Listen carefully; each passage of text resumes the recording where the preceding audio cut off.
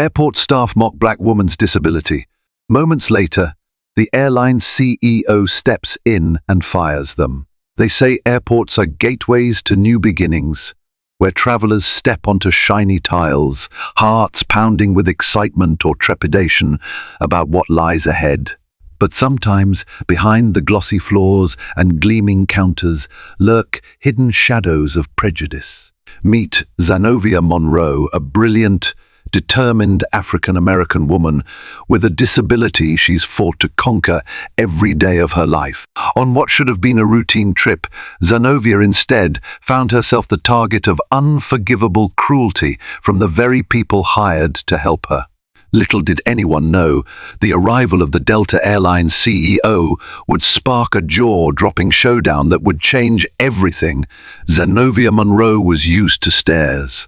She had been born with cerebral palsy, and though it affected her mobility and required her to use a specialized cane, she had spent her life proving that a disability would not limit her dreams. She had graduated at the top of her class from Howard University, specialized in public relations, and built a stellar career as a communications consultant.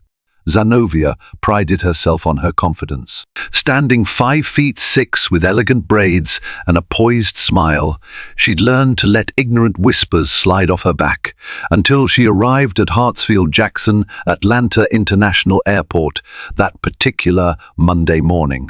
That day, Zenobia was heading to a highly anticipated PR conference in Los Angeles. Her mind buzzed with excitement. She'd just been invited to speak on a panel about inclusivity in the corporate world. She walked with a slight limp, but her chin held high into the Delta Airlines check-in area, greeted by the usual hustle and bustle. Suitcases squeaked, announcements crackled overhead, and throngs of people streamed through the lines like weary fish in a crowded river.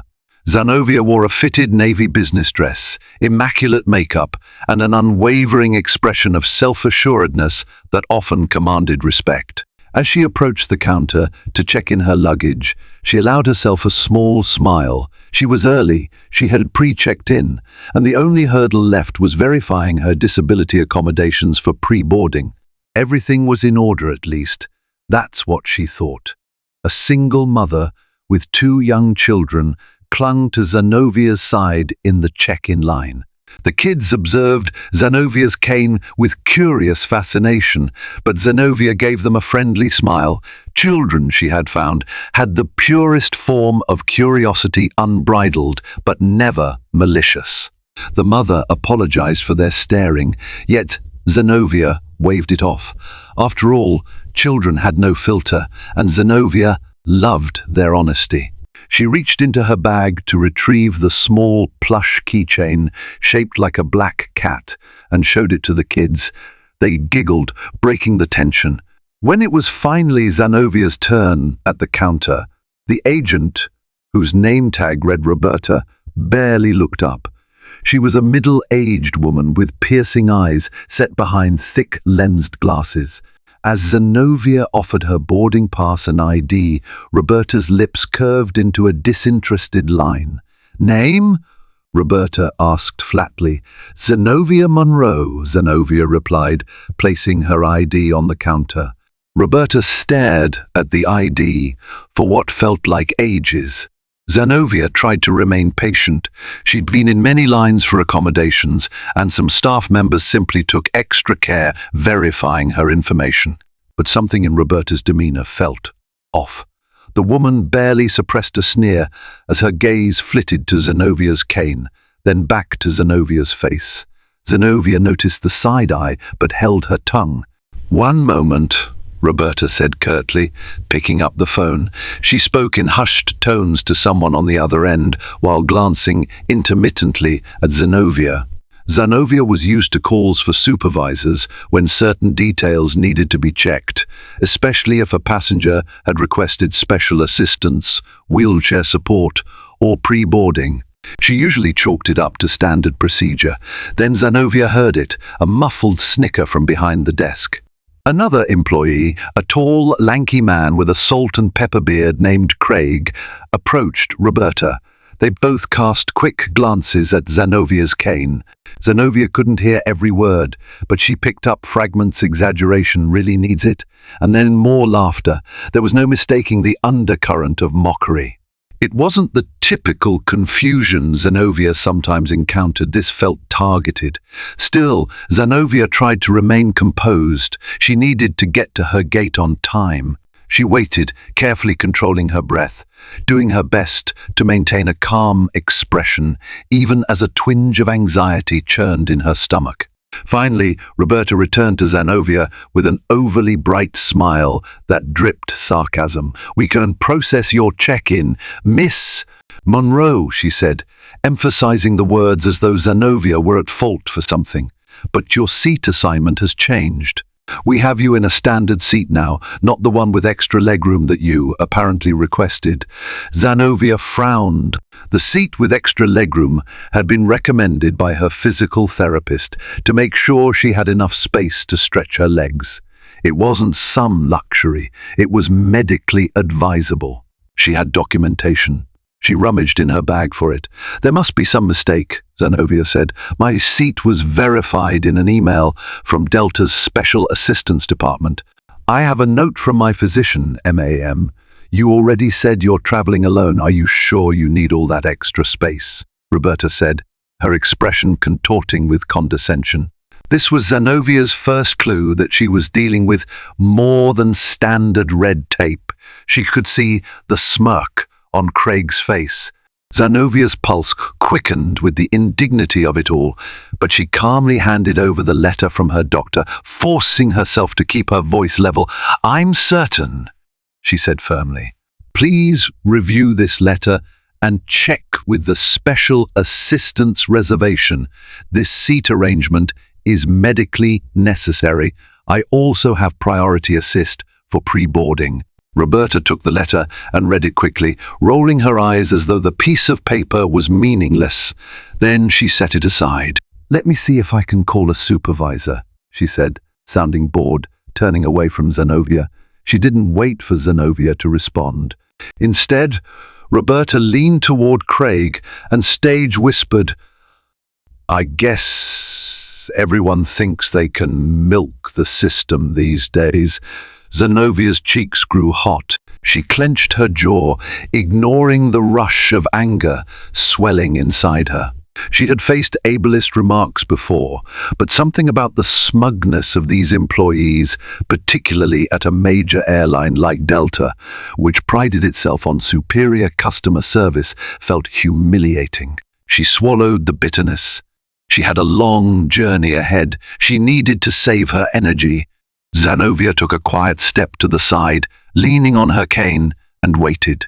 After a few moments, Craig ambled over to Zanovia with a forced smile. "We're getting the supervisor on the line, Miss Monroe," he said. "In the meantime, can you step aside so we can assist other customers?" His tone dripped with a paternalistic veneer of kindness, though Zanovia sensed the message. "You're not worthy of our time." She offered a polite nod. "Sure, I'll wait here," Zanovia said, "but I do have a flight to catch in a couple of hours, so I'd appreciate it if this matter could be handled promptly." That was the moment she noticed another man behind the desk, a younger employee with a name tag that read Javier. He looked anxious. She caught his eye, and he immediately dropped his gaze, as though he felt guilty. Zanovia sensed that maybe he recognized the wrongness of the situation, but didn't feel empowered to stand up to his colleagues. Zanovia appreciated at least that someone there seemed uncomfortable with how this was going. As Zanovia moved aside, she overheard Roberta loudly joking to another passenger. "Some folks always want special treatment. This one's milking a cane," her words accompanied by a derisive laugh. Zanovia's hand gripped the handle of her cane so tightly that her knuckles turned white. How dare they? 10 minutes went by, then 15. People came and went in the lines, dragging suitcases or pushing strollers, breezing through check-in without a hitch. Still, Zanovia stood there, her mind a flurry of frustration. This was discrimination, unapologetic, blatant. She resolved to hold her ground. She was Zanovia Monroe, a successful black woman who had overcome countless hurdles. She refused to be silenced or disregarded, and certainly she wouldn't let these staff members trivialize her disability. Finally, a supervisor named Janice arrived. She was a brisk woman in her early 40s, wearing a crisp red Delta blazer, her hair pulled into a tight bun. Janice greeted Zenobia coolly, not unkindly, but with a curt efficiency that offered no warmth. Zenobia explained the situation, her need for the seat with extra legroom, her priority assistance, and the mocking remarks she'd heard from the staff. Janice listened impassively, glancing once at Roberta and Craig, who wore expressions of mock innocence. "I'm sorry to hear that," she said to Zenobia, crossing her arms. "We do respect our passengers' needs. However, it might be too late to reassign you to an extra legroom seat if everything's already booked." "Bah, but my seat was confirmed," Zenobia said, her voice rising ever so slightly. "I have the emails. I can show them to you. Delta guaranteed me that seat because of my condition." As for the remarks, they're clearly in violation of Delta's policy on respectful customer service. There has been explicit mockery of my disability, and it's unacceptable.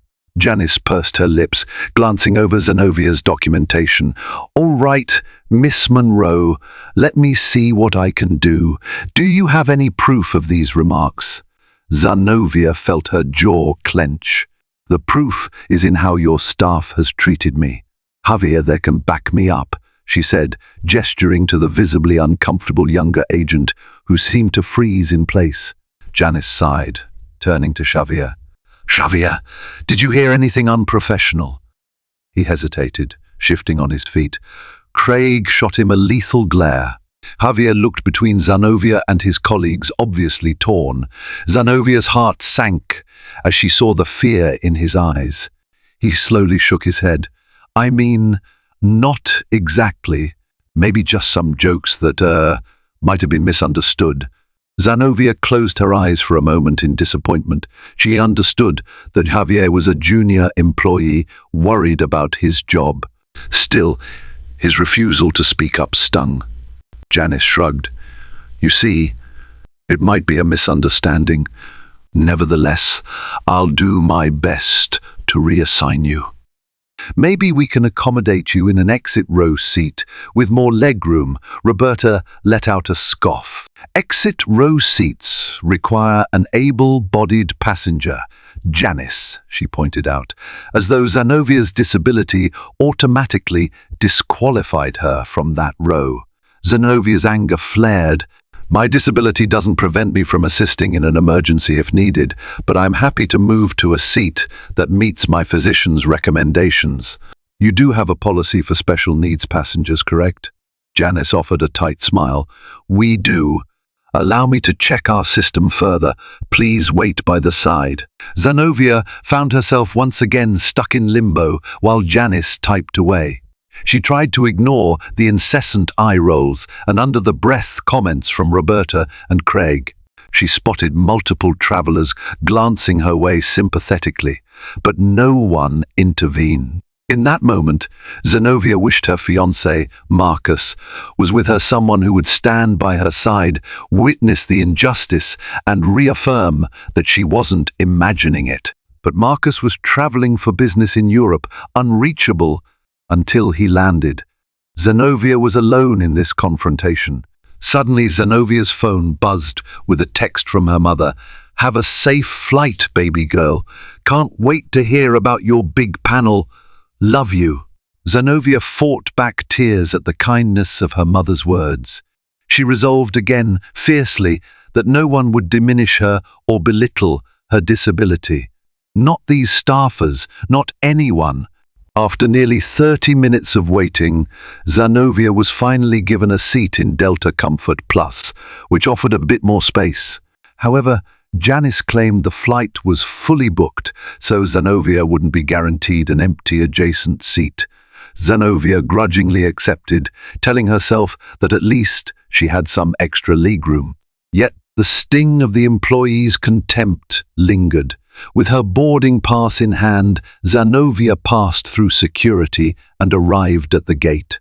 As she neared the boarding area, her heart sank to see that Roberta and Craig were manning the kiosk near her gate as well apparently. They were assigned to the same flight route. She considered complaining to a different Delta desk, but her flight would begin boarding soon. Instead, she found a quiet seat and tried to focus on her phone, rereading her conference notes to steady her nerves.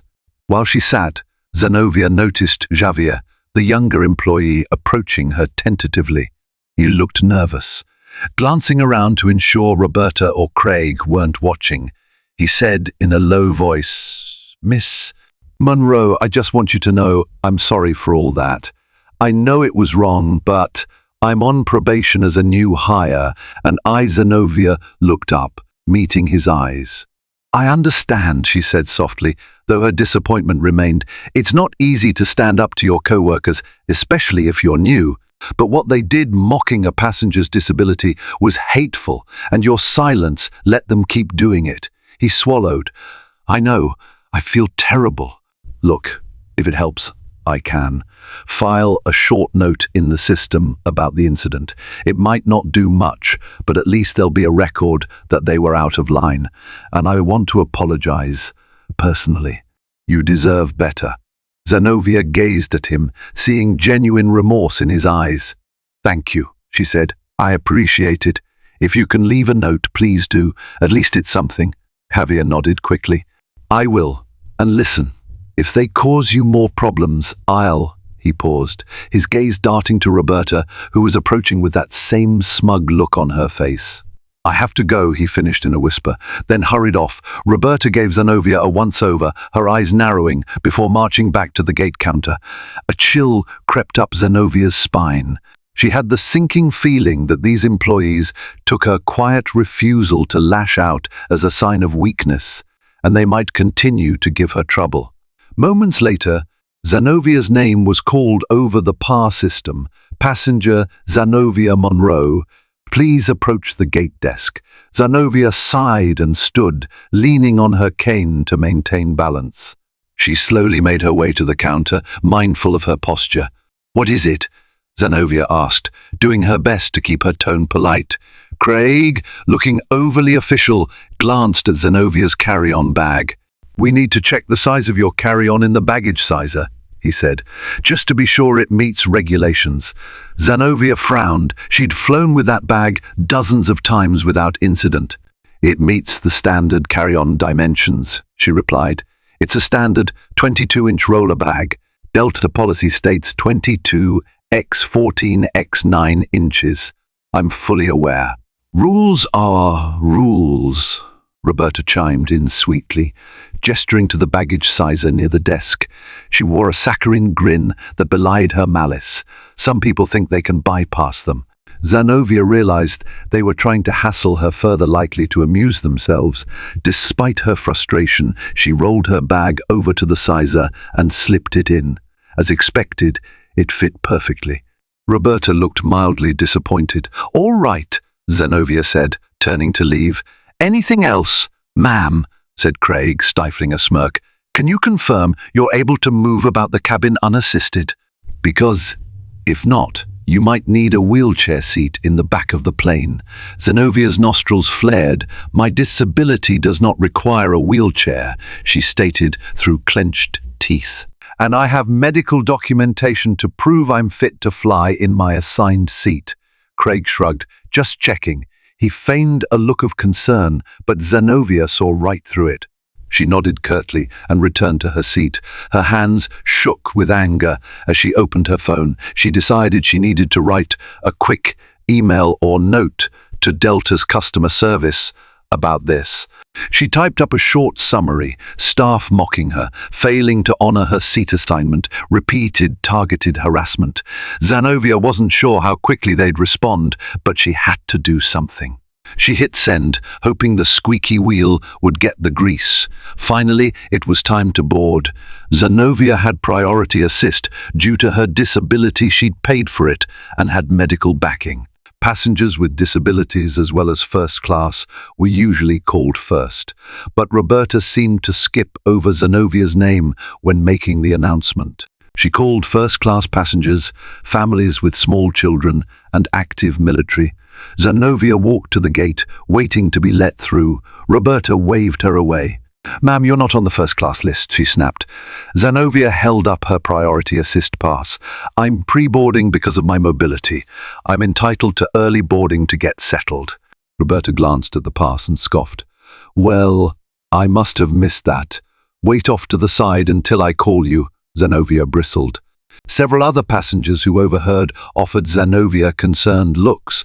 One older gentleman asked quietly, "Are you sure you're all right, miss?"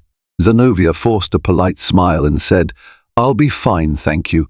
She refused to give the staff the satisfaction of seeing her break down in tears or rage. After nearly every other group was on board, Roberta finally said, "All right, Miss Monroe, you can board now." By then, Zenovia had lost much of the advantage of pre-boarding early to secure help stowing her cane. Nevertheless, she persevered. She limped down the jet bridge, feeling exhausted and humiliated. As she stepped onto the plane, a flight attendant named Carla greeted her with a genuine smile. "Welcome aboard," she said warmly, helping Zenovia place her cane in the closet designated for mobility aids. Carla guided Zenovia to her seat in Delta Comfort Plus. Zenovia thanked her, relieved to encounter at least one kind spirit. Zenovia settled into her seat, adjusting her leg carefully, conscious of the slight stiffness that flared when she was overly stressed. She took a deep breath, letting the tension in her shoulders release. Finally, she was on the plane. This ordeal was nearly behind her, or so she thought. Just as Zenovia began to relax, she noticed that from the boarding door, Roberta and Craig entered the plane. They were apparently continuing their shift, assisting the flight attendants with final passenger checks. Zenovia's stomach twisted. This flight was going to be a few hours long. She prayed they would have little interaction with her. She wondered if it was too late to request a seat change. Then again, the flight was supposedly fully booked. The cabin lights flickered as the plane door closed. A sense of claustrophobia overcame Zenovia. She felt trapped in a pressurized tube with these two bullies who seemed determined to ruin her day. She decided to distract herself by going over her conference notes one final time. She had prepared a talk on workplace inclusivity and how corporate narratives can shift public perceptions about disability. The irony was not lost on her. If only Roberta and Craig could hear her presentation, maybe they'd learn a thing or two about compassion and respect. The plane taxied onto the runway. Zenovia felt the engines roar beneath her seat. She took a moment to close her eyes and exhale, trying to center herself. She had always found flying both exhilarating and nerve-wracking. But today, her mind was overshadowed by the humiliation she had endured. Once the seatbelt sign was turned off, the flight attendants began their drink and snack service. Carla, the friendly flight attendant, approached Zenovia with a kind expression. "Ma'am, I understand you need some extra space for your legs. Let me see if there's any seat in the first row that might be open." Zenovia thanked her, hope flickering. If Carla could move her somewhere more comfortable, Zenovia would appreciate it. However, after a quick check, Carla returned, apologetic. "I'm sorry, it looks like we're completely full today." Zenovia nodded. "I understand. Thank you for checking." Carla made sure Zenovia was comfortable, giving her an extra pillow to brace her leg. She also offered Zenovia a complimentary beverage. Zenovia felt a wave of gratitude for Carla's small acts of kindness. They were a much-needed balm on a day of cruelty. But then came another wave of trouble. During the drink service, Roberta, who had apparently joined the flight crew for this segment, came down the aisle. She glanced at Zenovia and sneered, "Oh, you got your drink already?" She looked at Carla with a raised eyebrow. "We're supposed to serve Comfort Plus in a certain order." Carla's cheeks reddened. "I was just trying to make sure Miss Monroe was comfortable, she explained quickly. Roberta let out a dismissive sniff and moved on. Zenobia could see Carla's lips pressed tight in annoyance. Zenobia flashed her a grateful look. Carla mouthed, "Sorry," and continued with her tasks. As the flight progressed, Zenobia tried to focus on reading a book on her e-reader. She was halfway through a biography of Maya Angelou, an author whose resilience in the face of racism and hardship had always inspired Zenobia. But Zenovia's reading was interrupted when the plane experienced mild turbulence. The seatbelt sign illuminated, and Zenobia braced herself. She quickly placed her e-reader in the seat pocket in front of her, wanting to hold onto the armrests for stability. Amid the jostling, Zenobia felt her leg cramp, a sharp spasm that traveled from her hip to her ankle. She sucked in a breath, pained. The lady in the next seat noticed Zenovia's discomfort. "Are you okay?" she asked gently. Zenobia tried to stretch her leg in the confined space. "I'll be all right," she managed, though the pain was apparent in her voice. Once the turbulence subsided, Zenobia stood, clutching the seatbacks for support. She wanted to walk to the restroom and stretch her leg in the aisle, but the seatbelt sign remained on. She decided to wait. At that moment, Craig came down the aisle, presumably checking to ensure passengers had their seatbelts fastened. He stopped by Zenobia and put a hand on her seat, looming over her. "Don't think about getting up," he said condescendingly. "We have the seatbelt sign on for a reason." Zenobia nodded stiffly. "I'm aware. My leg is cramping, though, and—" He cut her off. "I know you think you need special treatment, but rules are rules." Everyone remains seated.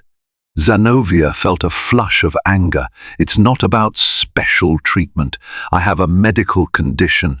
Craig shrugged. "Whatever you say, just stay put." He stalked off. The woman next to Zenobia raised her eyebrows in shock. "That's rude," she muttered, shaking her head. Zenobia just sighed, tears threatening to surface. She blinked them away. She wouldn't cry here, in front of all these people. Eventually, the plane leveled out, and the seatbelt sign turned off again. Zenobia carefully rose, leaning on the backs of the seats, and made her way toward the restroom at the front of the plane, near first class. She moved slowly, determined not to put too much pressure on her affected leg. Her plan was to do a quick stretch in the larger space near the restroom. As she reached the partition separating first class from the rest of the cabin, Roberta blocked her path. "The coach cabin restrooms are in the back," she snapped, arms folded. Zenobia stared at her in disbelief. "I'm aware I can use the closest restroom if I have difficulty walking. It's a standard courtesy for passengers with mobility issues." Roberta shook her head. "The front lavatory is for first-class passengers only. You're not traveling first class." Zenobia suppressed a growl of frustration. She was in pain. The trek to the rear lavatory felt daunting. Under ADA guidelines, passengers with disabilities can use the nearest restroom available, Zenobia stated, her voice firm. "I'm physically struggling right now." Roberta rolled her eyes. Yes, we know you have a cane. That doesn't make you queen of the aircraft. Use the restroom in the back. We have rules." By this point, Zenovia's frustration and anguish peaked. Her leg hurt, her pride hurt worse, and she felt cornered. A wave of dizziness washed over her as she realized she might have to walk all the way back, trying not to stumble or aggravate her cramp further. Then a voice behind her spoke. "Is there a problem here?" Zenobia turned to see a white-haired man in a crisp navy suit. He spoke in a calm, authoritative voice. The wings on his jacket indicated he might be a higher-level employee, possibly a pilot. Roberta spun around, flustered. "This passenger is from the economy cabin, trying to use the front lavatory," she said quickly. The man turned to Zenobia, his gaze gentle. "Ma'am, are you all right?" Zenobia inhaled shakily. "I have a disability," she began quietly. "My leg is in pain, and the nearest restroom is right there." She gestured to the door behind Roberta. "But I've been refused access." He nodded, turning to Roberta. "She's allowed to use that restroom," he said firmly. "It's common courtesy for passengers with mobility issues." Roberta's mouth opened, closed, then opened again. "But, no buts," he replied, stepping aside to let Zanovia pass. Zanovia realized with relief that he must be one of the flight's senior officers. She mouthed a quick thank you and slipped into the restroom, leaning against the sink as she tried to calm her breathing.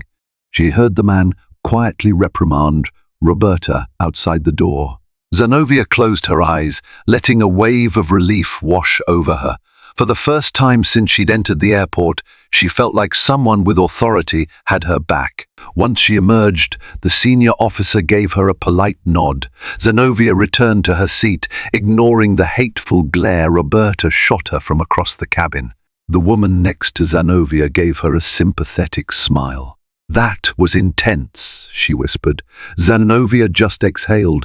"You have no idea." Eventually, the flight descended into Los Angeles. Zanovia's nerves were raw.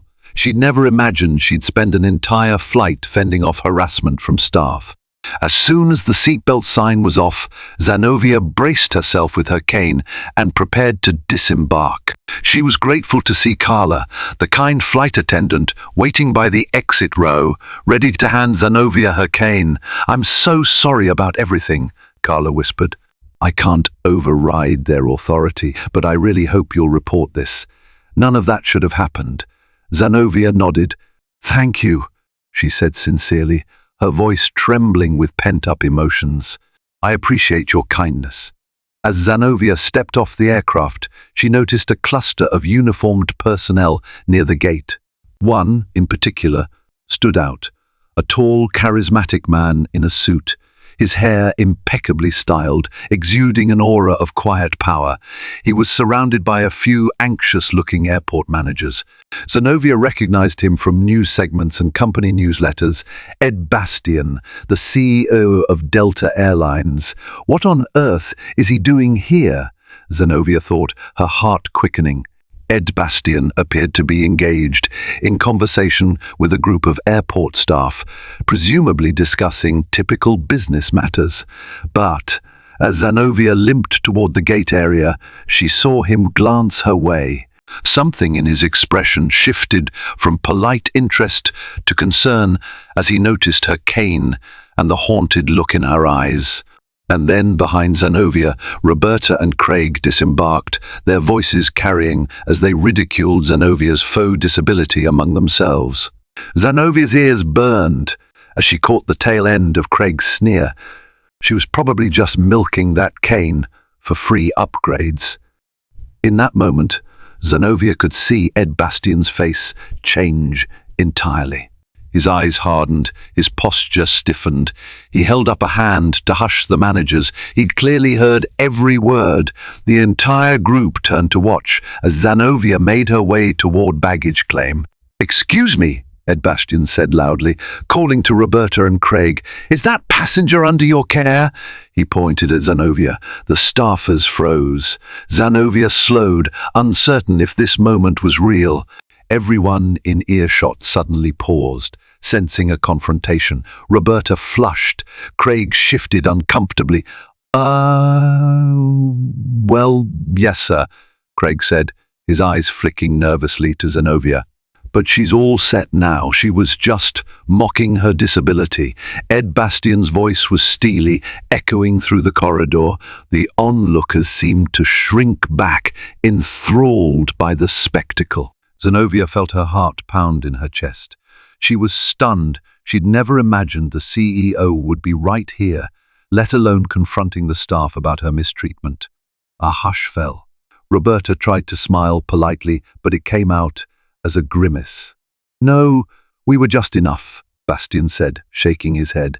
He stepped forward, his attention now fully on Zanovia. "Ma'am, I'm Ed Bastian, CEO of Delta Airlines. Could you please tell me what happened?" Zanovia's breath caught. She felt an unexpected surge of relief. "It's a long story," she murmured, her throat tight with emotion. "But yes, I was harassed and mocked because of my disability by these employees." They even tried to deny me the restroom in flight, forced me to wait for half an hour at check-in, removed me from my original seat, which had been confirmed. It's been one long ordeal. Ed nodded, his jaw clenched. "I'm so sorry," he said genuinely, his voice laced with anger and regret. He turned to the managers behind him. "I want their immediate supervisors here, now." The managers scrambled, pulling out phones, whispering orders. Meanwhile, Roberta tried to salvage the situation. "Sir, there's a misunderstanding. She was..." "Stop," Ed cut her off, raising a hand. "I heard you. I saw how you spoke about her, and we do not tolerate such behavior at Delta Airlines." He turned his piercing gaze to Zanovia again. "I assure you, Miss Monroe," she supplied softly. "Zanovia Monroe. Miss Monroe, we will address this. Delta has zero tolerance for discrimination or harassment of any kind, especially regarding a passenger's race or disability. If it's all right, I'd like to hear the full account of what you experienced." Zanovia nodded mutely, tears threatening once more. She let out a shaky breath. "Yes, absolutely. I want to give my statement." They moved to a quieter seating area near the gate. The hustle of LAX swirled around them, travelers craning to see the commotion. Zanovia recounted every detail, how her seat was changed, how she was mocked at the check-in, how they refused to let her use the front lavatory despite her cramp, how they ridiculed her behind her back. As Zanovia spoke, she watched Ed Bastian's expression grow darker and more pained. He asked clarifying questions, took out a small notepad, and wrote down specifics, occasionally glancing at Zanovia with genuine concern. At one point, a security manager arrived with Javier in tow, apparently. They'd fetched him for a statement. Javier looked terrified, but Ed Bastian's gentle encouragement, "Just be honest," son prompted him to finally tell the truth. He confirmed Zanovia's entire story, the mocking at the check-in counter, the purposeful stalling, the belittling remarks. With each admission from Javier, Zanovia saw Ed Bastian's face tighten. When Javier was done, Ed Bastian dismissed him kindly, then turned to the managers.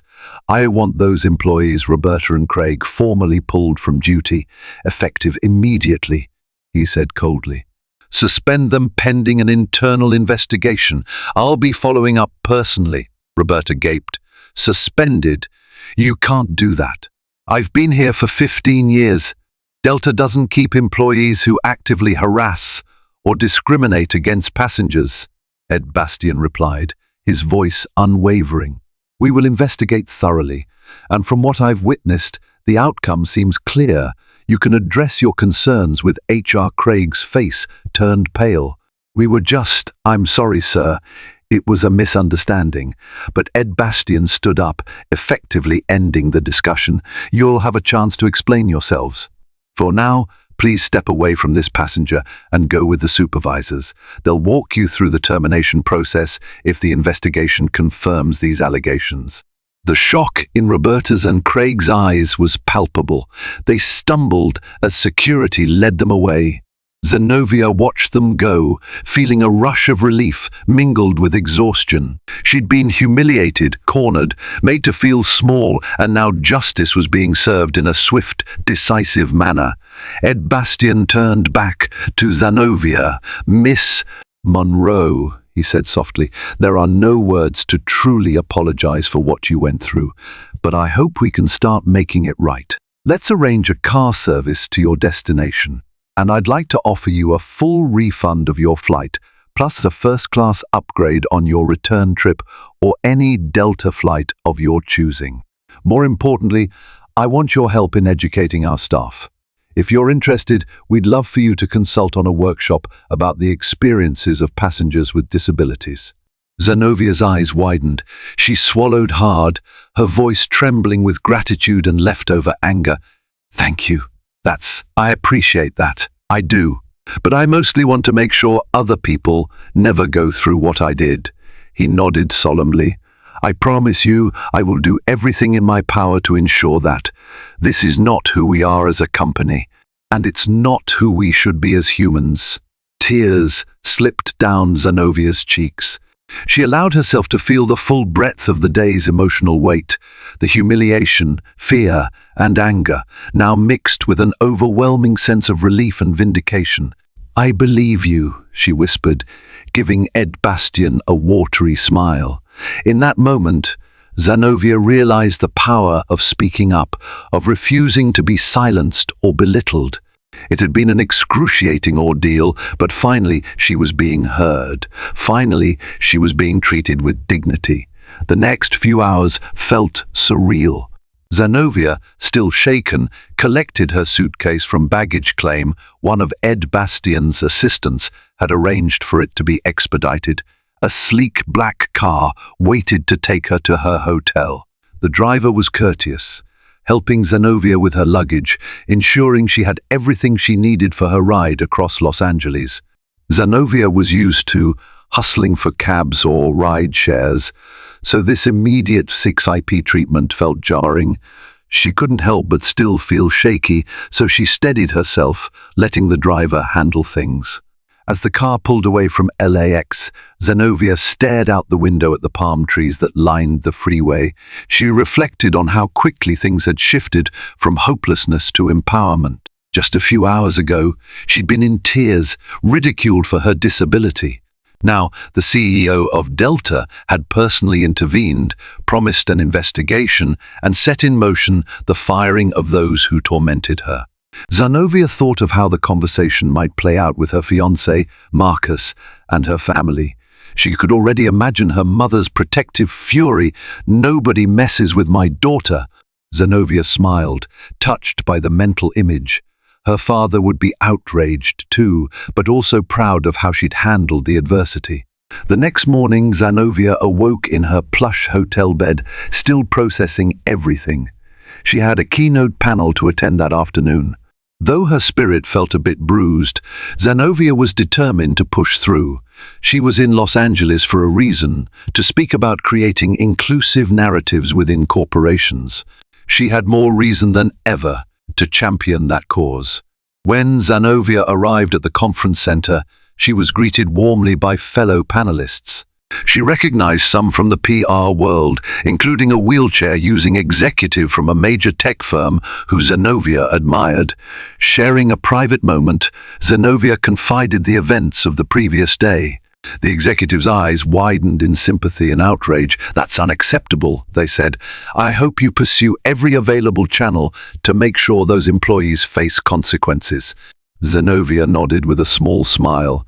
The CEO of Delta himself intervened, she admitted, still half in disbelief. "I think they're going to face serious consequences." The executive's eyebrows shot up. "Well, that's good. You never know who's watching, do you?"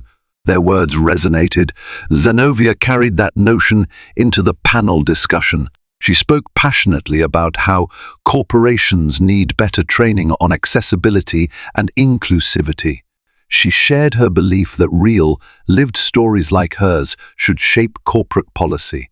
And while she couldn't name specifics or publicly shame Delta at a professional panel, she framed her experience as a cautionary tale about letting bias fester in the workplace. Her words drew a standing ovation from the conference attendees, especially other disabled professionals who understood the daily microaggressions or macroaggressions that Zanovia had faced. After the panel, Zanovia found herself surrounded by new contacts. People offered her business cards, suggestions for collaborations, and invitations to speak at their companies. Zanovia felt a sense of triumph. Out of a horrifying experience, she was building new bridges, forging new alliances to combat discrimination. This is how you turn pain into power, Zanovia thought. Days later, Zanovia prepared for her return flight. She approached the Delta counter at LAX with cautious optimism. After all, Ed Bastian himself had arranged for a first-class ticket. This time, Zanovia was greeted by a friendly staff who seemed to already know about her. The manager on duty, a bright-eyed woman named Lucy, offered Zanovia a wide smile. "Miss Monroe, we have everything set for you," Lucy said. "We've flagged your record to ensure any additional assistance you need. If you'd like help with your bags or an escort through security, we can provide that." Zanovia, feeling the past few days' tension drain from her, nodded. "I appreciate that, thank you." In contrast to the humiliating experience in Atlanta, Zanovia breezed through check-in and security without incident. She was escorted to the Sky Club lounge to relax before her flight. There, Lucy personally brought Zanovia a refreshment and told her the flight status. Zanovia felt pampered, but more importantly, she felt respected. When it was time to board, Zanovia was guided to her first-class seat by a flight attendant who chatted warmly about Zanovia's conference. This flight experience was the polar opposite of her journey to LAXANOVIA. Couldn't help but marvel at how much difference basic kindness made. Everyone from the lounge staff to the gate agents treated Zanovia as a valued passenger, one whose comfort and dignity mattered. During the flight, Zanovia received a note from the pilot, welcoming her aboard and thanking her for flying with Delta. The personal touches were nice, but Zanovia knew the real work lay in changing the culture that had allowed Roberta and Craig to treat disabled and black passengers so poorly. She felt a renewed sense of purpose. Ed Bastian had promised Zanovia a chance to consult on Delta's inclusivity training, and Zanovia intended to hold him to it. A week after her return, Zanovia received an official email from Delta. Inside was an apology letter signed by Ed Bastian himself, confirming that Roberta and Craig's employment had been terminated after an internal review. It read, in part, "Delta Airlines has a proud history of serving all passengers with respect. We regret that your experience fell far short of those standards. Following our internal investigation, we have taken decisive action, and the employees in question are no longer part of the Delta family. We understand nothing can erase the distress caused, but we hope our efforts demonstrate our commitment to change. We look forward to working with you as a consultant to ensure all future passengers are treated with the dignity and care they deserve." Zanovia felt a mixture of relief and sorrow. She was relieved that immediate justice had been served, and neither Roberta nor Craig would be in a position to mistreat another person. But she was also sorrowful that such steps were necessary, that bigotry and ableism still thrived in certain corners. It would take a broader cultural shift to truly eradicate such prejudices. In the days that followed, Zanovia signed a consulting contract with Delta. She made it clear her aim wasn't to extort the company, but to genuinely improve their training programs. The contract included Zanovia giving a series of workshops, advising on policy changes for employees dealing with passengers with disabilities, and championing anti-racism and inclusion measures across the airline's global operations. As Zanovia dived into her new role, she frequently met with HR personnel and training managers. She discovered that plenty of Delta employees were eager to learn and make a difference. It was a far cry from the hateful attitudes exhibited by Roberta and Craig. This gave Zanovia hope. With each training session, Zanovia shared her experience, how it felt to be demeaned, and how crucial compassion and understanding can be. She showed employees how small gestures of respect and courtesy matter enormously to travelers with disabilities. Her story made headlines among employee newsletters and internal corporate bulletins. Soon, Zanovia was invited to speak at additional Delta offices nationwide. Word spread about the passenger whose fortitude and refusal to remain silent spurred changes at the highest levels of the airline. Zanovia's name became synonymous with resilience. It was more than Zanovia ever dreamed would happen from that humiliating morning at Hartsfield-Jackson. Then came a twist Zanovia didn't expect. A local Atlanta news station got wind of the story from a Delta insider. A reporter approached Zanovia for an interview. Initially, Zenobia was torn. She didn't want to be perceived as attacking Delta publicly, especially when the company was now making earnest efforts to fix the problem. But she also felt it was important for the public to know that if they faced similar discrimination, they had a voice. She agreed to a sit-down interview, praising Delta's quick action and highlighting the positive changes underway. But she didn't sugarcoat what happened. She explained that she'd been mocked, denied accommodations, and nearly humiliated off her flight. The piece aired during prime time, with Zenobia calmly but passionately describing how a disability and her race shouldn't subject her to belittlement. The public reaction was powerful. Social media lit up with discussions about airline employees, disability rights and racism. Delta's official channels released statements reinforcing their commitment to Zenovia's initiatives. In a live follow-up interview on a major network, Ed Bastian himself apologized publicly to Zenobia and reaffirmed that Delta would adopt new training programs company-wide. Many viewers praised Zenobia for her courage. For Zenobia, the greatest reward was the flood of emails and messages from people who felt validated by her story, people with disabilities who had faced similar discrimination, or black women who'd been dismissed or belittled in predominantly white professional spaces. Zenovia's story reminded them they weren't alone, and that speaking up could yield real results. Meanwhile, Zenovia's personal life flourished too. Marcus, her fiancé, returned from Europe, outraged when he heard the details, but Zenobia reassured him that everything had been resolved. Soon after, they set a wedding date, determined to start the next chapter of their lives on a note of triumph. Zenovia's parents glowed with pride at how Zenobia turned a degrading experience into a platform for positive change. Even Zenovia's boss at the PR agency recognized Zenovia's expanded influence and offered her more high-profile work with clients focusing on diversity and inclusion. Sometime later, Zenobia heard a rumor that Roberta and Craig tried to sue Delta for wrongful termination. However, no credible lawyer seemed willing to take their case. Their own co-workers' statements and Zenovia's extensive documentation made it clear the termination was justified.